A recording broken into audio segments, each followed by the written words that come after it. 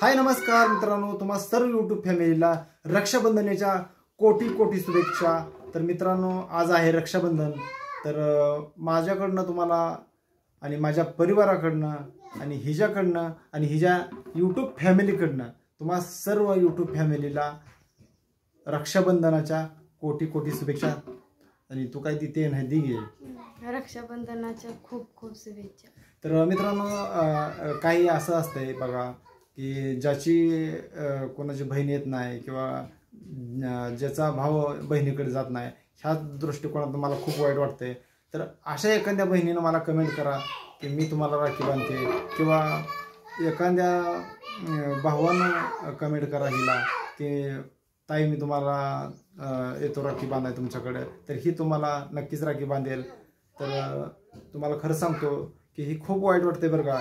आणि एक वर्ष मात्र असं काय वाटत नाही भावाला बहिणीला, किंवा फक्त रक्षाबंधनाच्या आदल्या दिवसापासून असे एक उत्सुकता लागते की बाबा आपण खरंच कुठं काय तर चुकलो का काय।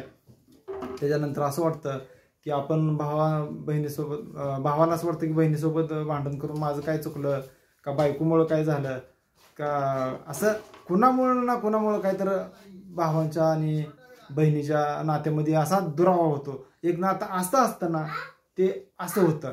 तर असं जे नातं आहे ना ते असंच राहिलं पाहिजे असं मला वाटतंय, की असं नातं असं झालं नाही पाहिजे। तर आज तुम्हाला सांगतो हे रक्षाबंधनासाठी आता चाललेच हे, त्याच्यामुळे म्हणलं व्हिडिओ बनवून घ्यावं। आणि माझ्या बहिणी तुम्हाला सांगतो 4-5 बहिणी तर मला की माझ्या सख्या असो, मावस असो, नाहीतर चुलत असो, ते एक म्हणजे एकच आपल्याला बहिणी म्हणजे बहिणी। नाहीतर माझ्या फॅमिलीतल्या असो, यूट्यूब फॅमिलीतल्या माझ्या हा पूर्ण एवढ्या बहिणी जायच्या 2000 सबस्क्रायबरमधल्या कमीत कमी माझ्या 1500 तर बहिणी जायच्या। कारण माझ्या बहिणींनाच घरात बसून हा व्हिडिओ बघायला जास्तीत जास्त मिळत असतोय। 500 माझे भाऊ आहेत, त्या भावांना सुद्धा सांगतोय जे कोण राखी बांधायला बहिणीकडे जात नाही तर त्यांनी प्रयत्न करा, जाण्याचा प्रयत्न करा आपल्या बहिणीकडं। तिला सांगा मी चुकलो की बाबा किंवा बहिणीनं सांगा भावाला दादा मी चुकले असं तसं।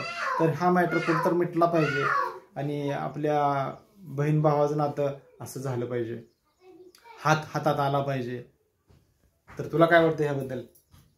तसंच वाटतंय मला पण। मग म्हणून तुम्हाला सांगतो, हिच्या भावानं पण कॉल केला होता, तर ही पण जाणार आहे आता।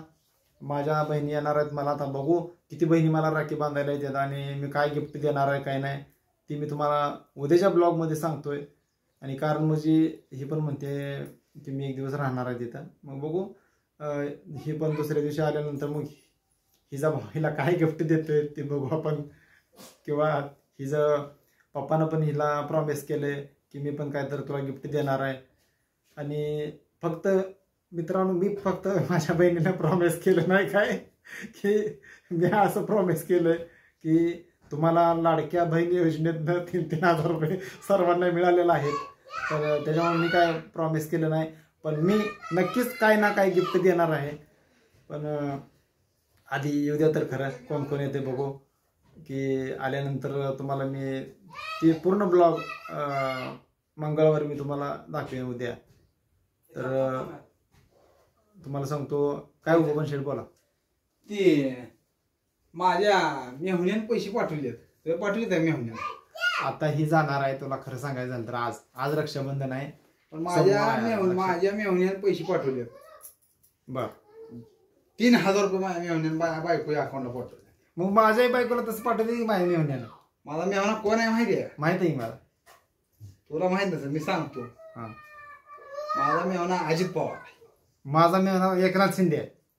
मग कसं आहे तुझा भाऊ कोण आहे? एकनाथ शिंदे का हे देवेंद्र फडणवीस म्हणून झालं आमच्या घर काटेच फुटायचं। तर मित्रांनो, हा व्हिडिओ तुम्हाला कसा वाटला? आपल्या माग लय मोठा मेहुणा आहे, तुझा नाद करू येणार नाही, कुठला बी काय बी नसू दे। अजित दादा आपला मेहुणा आहे काय बघली, बॉडी बघितली आपली। तुम्हाला मित्रांनो अजितदादाचं ह्यानं जे सांगितलं त्याच्याबद्दल तुम्हाला आता एक मी एंटरटेनमेंट करतो की अजितदादाच्या आवाजामध्ये तुम्हाला मी रक्षाबंधनाच्या शुभेच्छा देतो बरं का। आता तुम्हाला खरं सांगायचं जर झालं तर मित्रांनो, माझ्या मेवणी टिंगल करायची नाही तो आता खरं सांगायचं झालं तर याच्याकरता मी आमच्या लाडक्या बहिणींना 3-3 हजार रुपये 17 तारखेलाच पाठवलेले आहेत. तर त्यांनी इतर आपल्या संसारात न लावता त्यांच्या आपल्या दागिना म्हणा काय तर घेतला पाहिजे आता. आणि ही आम्ही परंपरा कायम चालून ठेवणार आहेत. तर तुम्हाला सांगतो आता हे तुला तुझ्या बाबतीत तू व्हिडिओ काढ. माझ्या मेवणी टिंगल करायची नाही तुला आता सांगतो. मित्रांनो, हा आवाज मी काढण्याचा प्रयत्न केला तर माझ्या मेवणी टिंगल करायची नाही तो आजीदादाचा आपण आवाज काढला आणि पुन्हा एकदा तुम्हाला काढून दाखवतो. तर तुम्हाला या रक्षाबंधनाच्या निमित्तानं मी शुभेच्छा देतो आणि त्याच्याकरता आम्ही पैसे पाठवलेले आहेत.